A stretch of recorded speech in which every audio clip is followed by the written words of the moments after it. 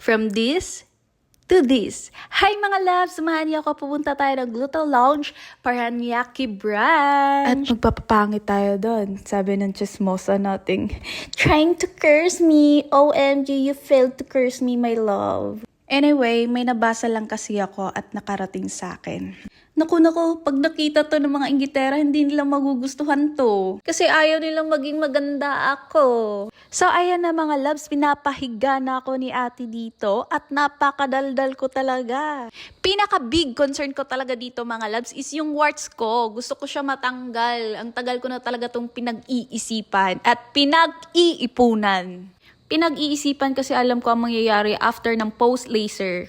At dito naman mga loves, nilinis na ang aking mukha. Loves, di ko na videohan yung paglagay ni ate ng toner at saka cream. Basta may nilagay sila at nilinis nila na mabuti yung mukha ko. Mas malinis pa sa budhi mo.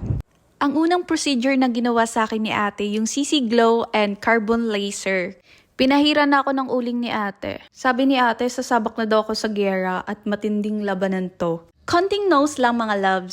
That's a carbon laser facial, also known as a carbon peel, is a cosmetic treatment that uses laser energy to exfoliate the skin and stimulate collagen production. O diba? Slang yarn! Wala talaga akong nose mga loves. Ni-research ko lang sa Google.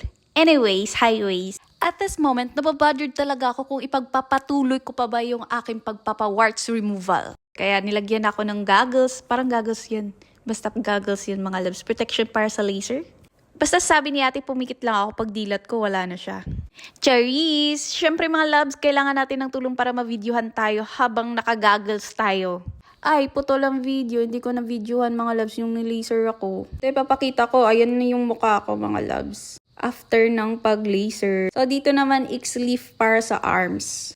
It helps your arms tightened. Kinuhanan pala ako sa ilong at saka sa face mga loves ng blackheads and whiteheads. So, start na tayo dito sa X-Leaf. So, ayun mga loves, kailangan ko daw to para lumiit yung braso ko kasi mukha na daw kang boxedor. Kita nyo yan? Ang laki. Kaka-weights ko yan. Simula kasing nag-gym ako at nagbubuhat. Parang napapansin ko lumaki yung braso ko. Kaya, I'm a little bit worried. O, diba? Napatingin si ate sa kadaldalan ko. Wait ka lang dyan, te. Ikaw yung next. Tapos mamaya mga loves, magpapa-Barbie arms tayo at meso-lipo. So, sa kabilang bed naman mga loves, ayan yung kasama ko. Nagpapa-face X-Lift siya. Nagagandahan talaga ako dito sa mukha ko mga loves. Ayan o, pak, ang linis. So, ayan ang face X-Lift mga loves. Nag-avail din ako sa face, arms, and tummy. Para mag-tight lahat, kulang na lang dyan sa baba. Huy! Kailangan natin to mga loves para maging hugis bigas yung mukha natin. Every once a month, nagpapa-hypo ako and I have my own machine. Twice a week ko siya ginagamit. 'Di ba? Ganyan kamahal tapos lolokohin mo lang. Hoy! Pero napansin ko talaga yung ginamit sa akin ni ate. Parang favorite toys ko. Tapos nilagyan ng lubricant. Ay! So dito naman mga loves, magpapa-ultrasound na tayo. Charis. Ito yung tummy X-Leaf. Ayan, nilagyan ni ate ng pampadulas. Charot, dulas una sa baba ate.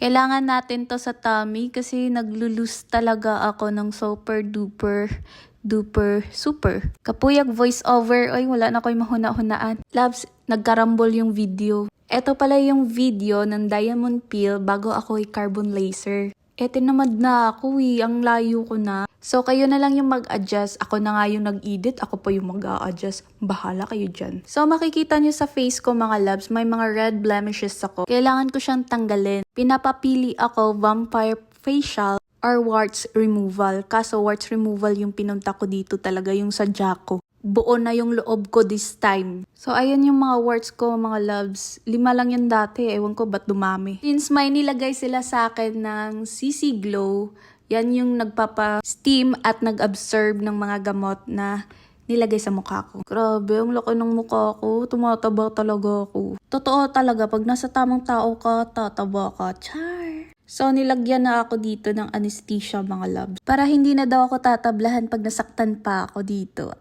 Uy, loves, first time ko magpa-warts removal. Wala akong ka-idea. Kinabahan ako. Bakit kailangan ng anesthesia? Siguro masakit. Pero wala nang masasakit pa kung sasaktan mo pa ako ha. Ayusin mo.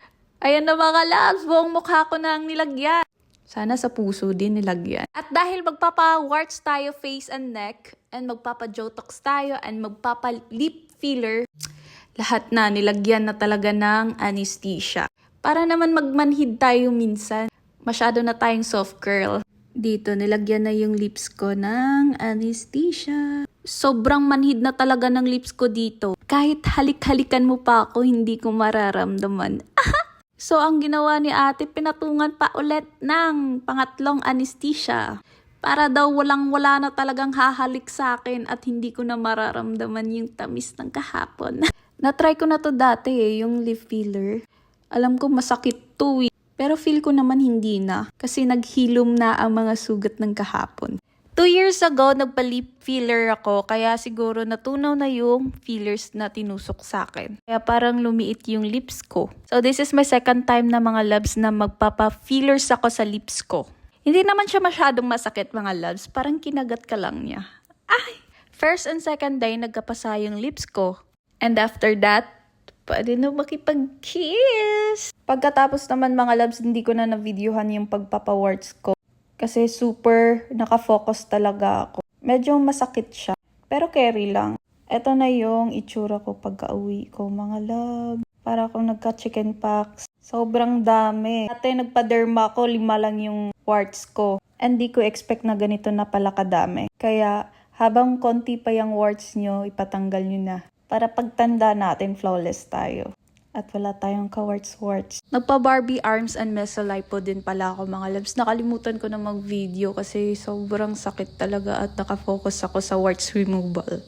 Thank you. Hydrocort pala yung ginamit ko panggamot sa warts. Sa clinic ko siya binili. So eto na mga loves, ipapakita ko sa inyo ang aking warts removal journey. So magre-re-upload ako mga loves dahil na-copyright tayo sa unang video.